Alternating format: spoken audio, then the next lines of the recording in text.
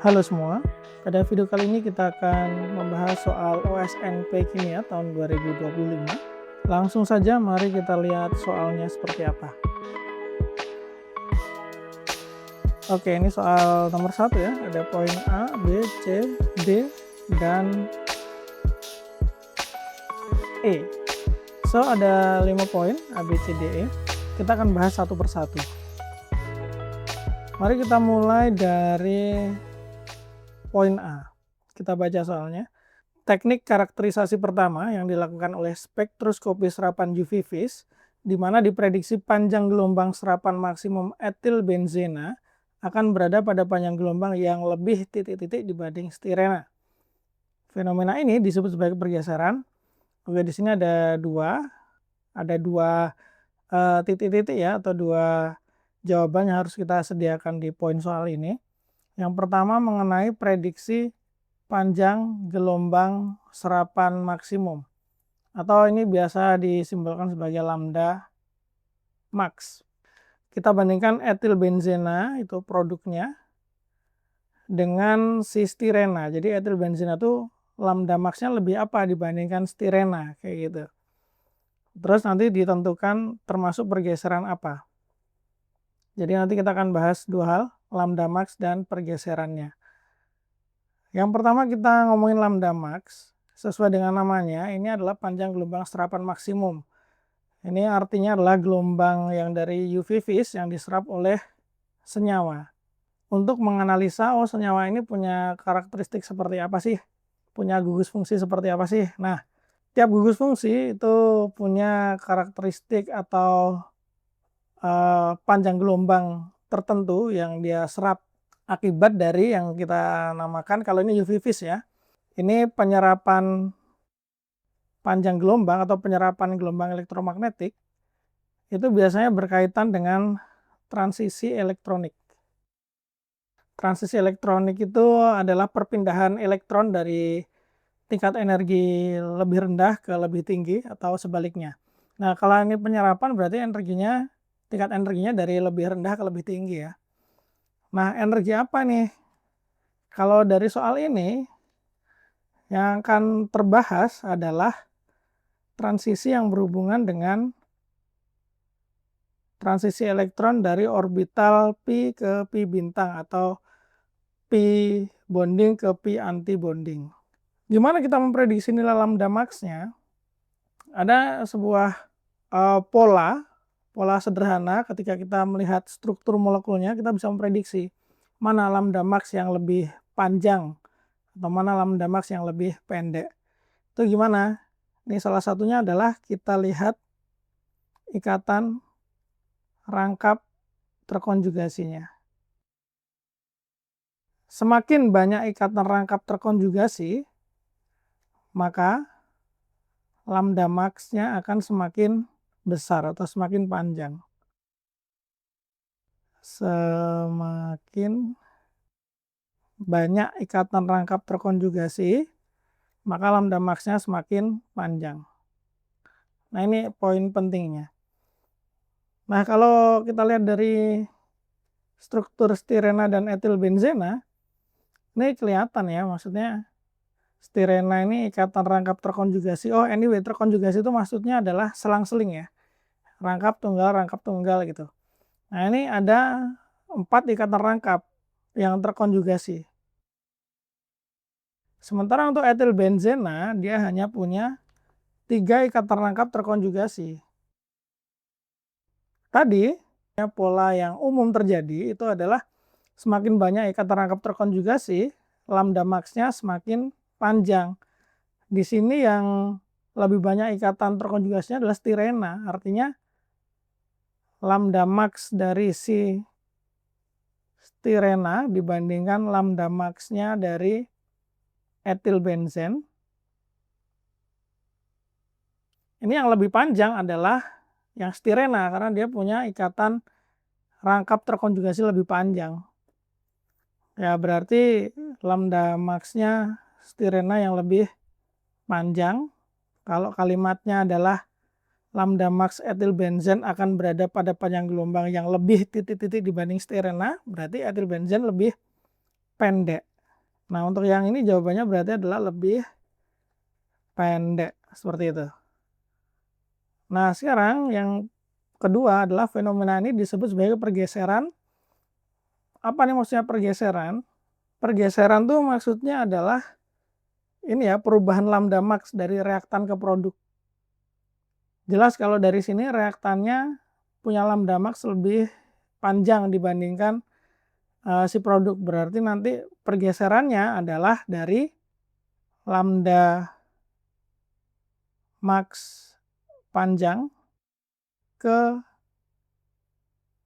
pendek kayak gitu. Nah, ini ada istilahnya nih. Kalau dari panjang ke pendek, itu nama pergeserannya adalah blue shift. Namanya blue shift. Atau bahasa lainnya adalah hypsochronic. Nah, itu sama ya. Nah, kalau sebaliknya, kalau misalkan lambda max-nya dari pendek ke panjang, itu namanya red shift atau bathochromic maksudnya. Bathochromic. Nah, ini yang red shift. Ini kalau pergeserannya dari lambda max pendek ke panjang. Nah, untuk kasus kita dari stirena ke etilbenzen itu stirena panjang, etilbenzen lebih pendek. Berarti pergeserannya dari panjang ke pendek itu namanya blue shift atau pergeseran biru atau bahasa lainnya adalah hypsochronic. So, jawabannya untuk titik-titik yang selanjutnya nih pergeserannya dinamakan blue shift atau hypsochronic ya. Nah, sebelum ke soal poin selanjutnya, poin B ini saya mau sedikit elaborasi saja terkait dengan kenapa sih kalau semakin banyak ikatan rangkap terkonjugasinya maka lambda max-nya akan semakin panjang. Begini teman-teman, misalkan kita punya struktur ya ini ya, misalkan ini adalah satu butena, terus yang ini adalah 1,3-butadiena. Untuk satu butena ini kan punya satu ikatan rangkap. Kalau 1,3-butadiena ini punya dua ikatan rangkap yang saling terkonjugasi. Ini kalau orbital P-nya untuk orbital molekul itu nanti konfigurasinya seperti ini. Untuk yang butena karena dia karena dia hanya ada satu ikatan, berarti kan satu ikatan ini terbentuk dari dua orbital P yang saling paralel. Maka orbital molekulnya pun akan ada dua. Nah, kayak gini. Ini yang P, ini yang P bintang. Kemudian elektronnya berarti ada dua juga ya. Kan ngisi di sini, 1, 2. Sementara untuk yang butadiena itu ada 4 orbital P yang membentuk ikatan Pi. Dari C yang ini, C ini, C ini, C ini. Nah, ini ada 4 orbital P, maka orbital molekulnya yang terbentuk juga ada 4. 1, 2, 3, 4. Ini orbital Pi, katakanlah Pi1, Pi2, ini Pi3 tapi ada bintangnya. Pi4 ini ada bintangnya. Nah, kayak gini. Kemudian elektronnya ada 4 totalnya kan. Ada 2 ikatan Pi, masing-masing ikatan Pi 2 elektron, berarti ada 4 elektron. 1, 2, 3, 4. Nah, selanjutnya hubungannya dengan panjang gelombang tadi itu adalah energi foton. Karena ini panjang gelombang ini kan milik foton atau gelombang elektromagnetik yang diserap. Nah, yang diserap itu untuk apa? Siapa yang menyerap? Yang menyerap itu elektron yang di orbital P ini mau pindah ke Pi bintang. Nah, gap energinya segini nih untuk yang 1 butena. Tapi untuk yang 1,3-butadiena energinya segini. Energi untuk 1,3-butadiena itu lebih kecil dibandingkan energi yang dibutuhkan untuk transisi elektron dari 1 butena. Itulah yang menyebabkan ini makin banyak ikatan terkonjugasi maka lambda max-nya semakin panjang karena delta E ini hubungannya dengan lambda adalah sebagai berikut. Energi foton ya. Delta E itu adalah Hc per lambda. Dia berbanding terbalik. Semakin besar delta E, lambdanya makin kecil. Begitupun sebaliknya, delta E makin kecil, lambdanya makin besar. Kayak gitu. Makanya ini untuk yang 1,3-butadiena punya 2 ikatan rangkap terkonjugasi, delta E-nya lebih kecil daripada 1-butena. Delta E-nya lebih kecil, otomatis lambda max yang terserap atau lambda yang diserap itu lebih panjang daripada si 1-butena, kayak gitu. Kurang lebih seperti itu ya. Nah, untuk konfigurasi elektron di orbital molekul atau konfigurasi orbital molekulnya, ini pastinya stirena dan etilbenzena mungkin lebih kompleks ya dibandingkan contoh 1-butena dan 1,3-butadiena ini. Nah, ini ada sedikit ilustrasi, kita bisa pilih reaktan, pilih produk, nanti kita bisa melihat bagaimana pergeseran lambda max-nya dan juga diagram orbital molekul pi yang terjadi. Nah, kita coba ya, reaktannya tadi kan stirena, kita pilih stirena, kemudian produknya itu adalah etilbenzena. Ini ya, kita lihat. Nah, ini reaksinya ya, bersama reaksinya ini. Kemudian dari pergeserannya terlihat dari yang lambdanya besar ke lambdanya kecil. Artinya ini blue shift atau hypsochronic. Nah, diagram orbital molekulnya untuk yang stirena tuh kayak gini nih. Delta E-nya lebih kecil dibandingkan si delta E dari etilbenzen. Makanya lambda max dari si stirena itu lebih panjang daripada si etilbenzen. Nah, kurang lebih seperti itu. Tapi kalau kita balik, misalkan reaktannya etilbenzen, produknya stirena.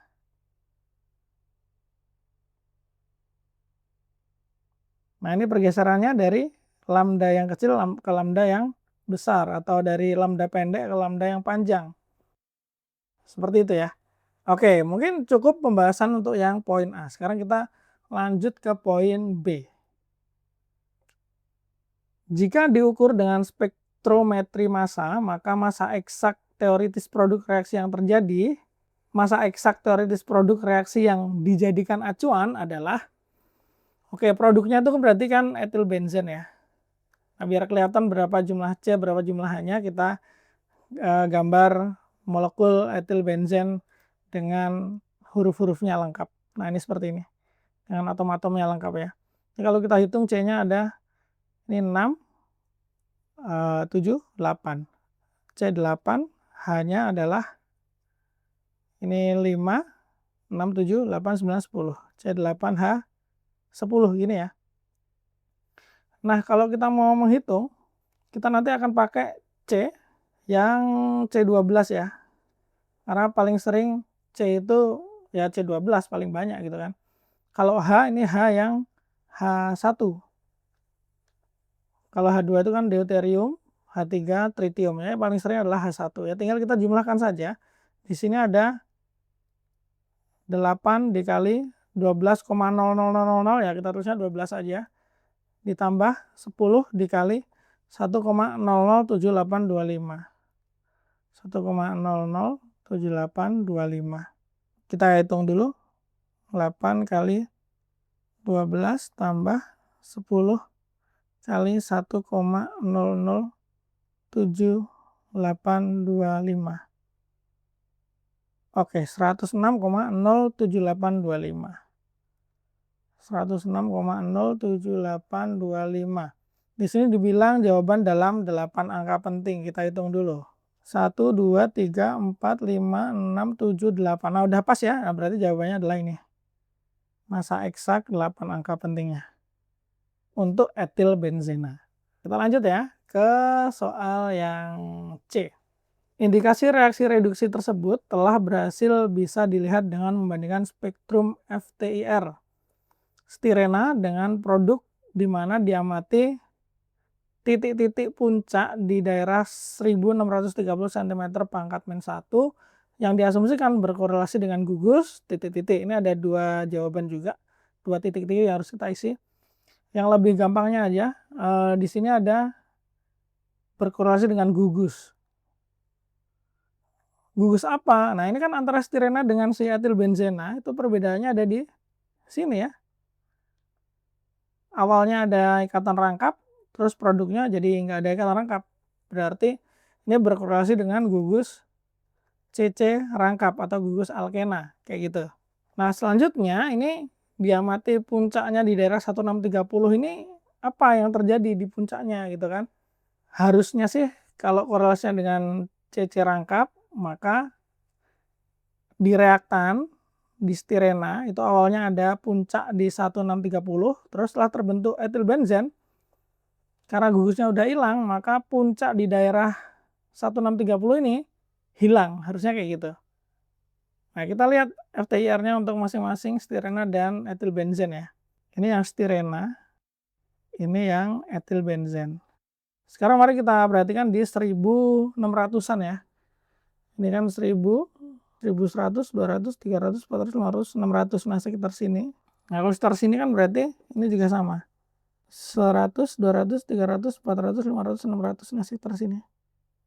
Coba teman-teman lihat puncak mana perbedaan di titik 1630 ini. Kalau di stirena teman-teman lihat di sini. Nah, ini kan ada puncak nih. Sementara untuk di etilbenzen nggak ada, hilang. Nah, jadi ini untuk menentukan reaksi ini berhasil atau tidak bisa dianalisa dengan FTIR. Kalau misalnya berhasil, maka puncak di 1630 ini hilang karena berubah dari stirena menjadi etilbenzen. Etilbenzen kan nggak ada nih puncaknya, ya kan? Berarti ini jawabannya adalah hilangnya puncak di 1630 cm pangkat min 1 yang berkorelasi dengan hilangnya juga gugus CC rangkap dari stirena menjadi tunggal, jadi etilbenzen.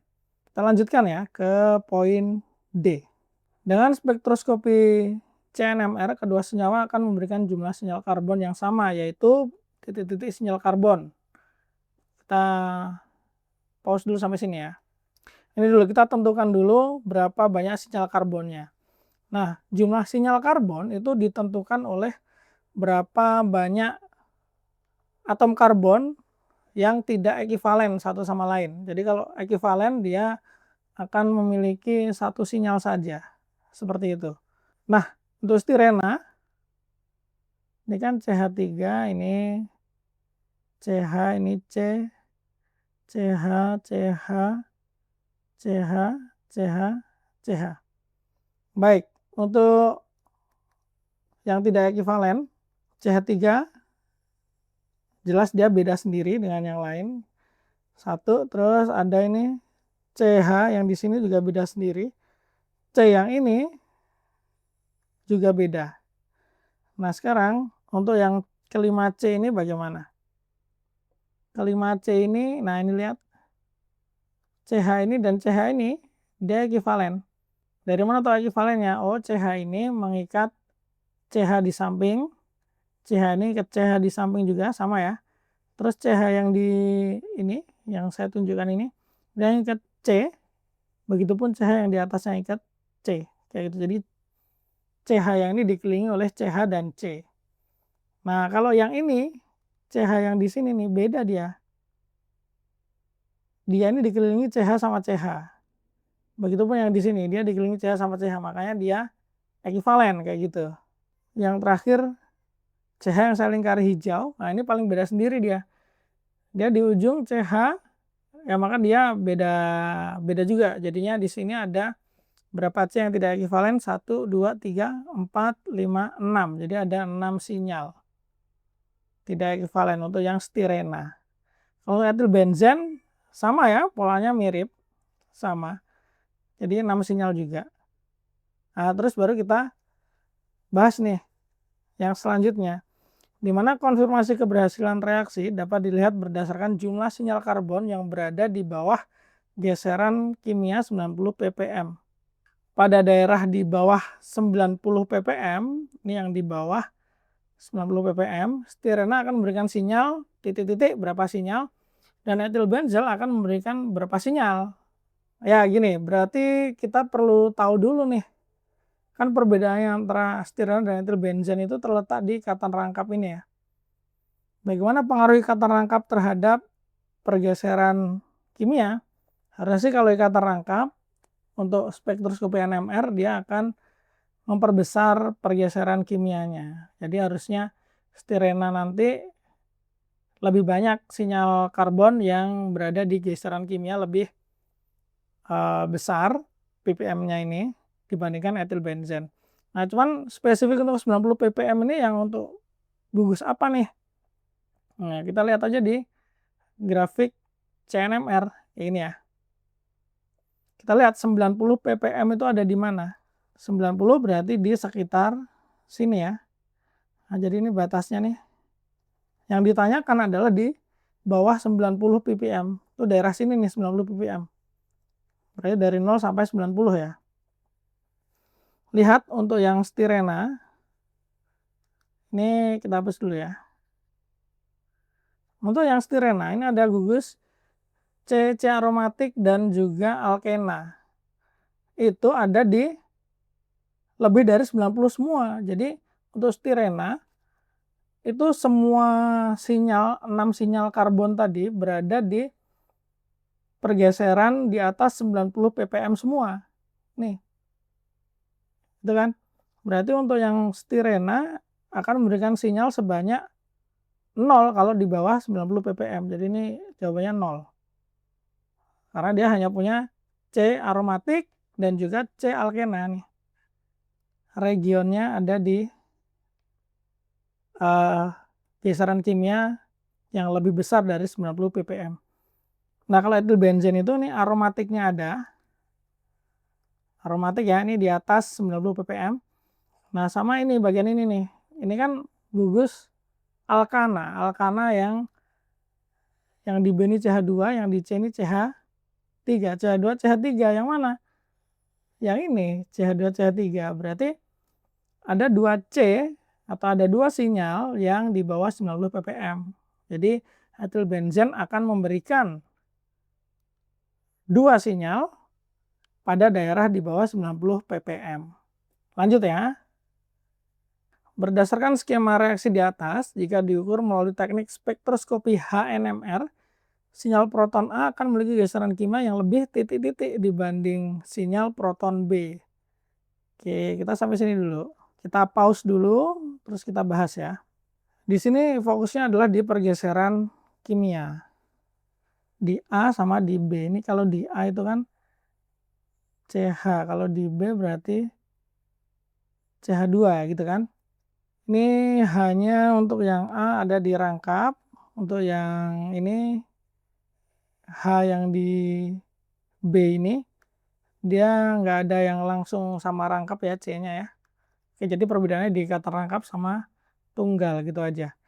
Nah, kalau H yang di ikatan rangkap dia biasanya akan punya pergeseran kimia yang lebih besar daripada kalau dia di samping C yang ikatannya tunggal. Kenapa? Ada yang namanya efek anisotropi. Dia membuat H ini semakin unshielded atau semakin lemah terhadap magnetic field-nya. Karena anisotropi itu dia menambah magnetic field yang dipakai untuk menyerang si atom H atau si proton ini.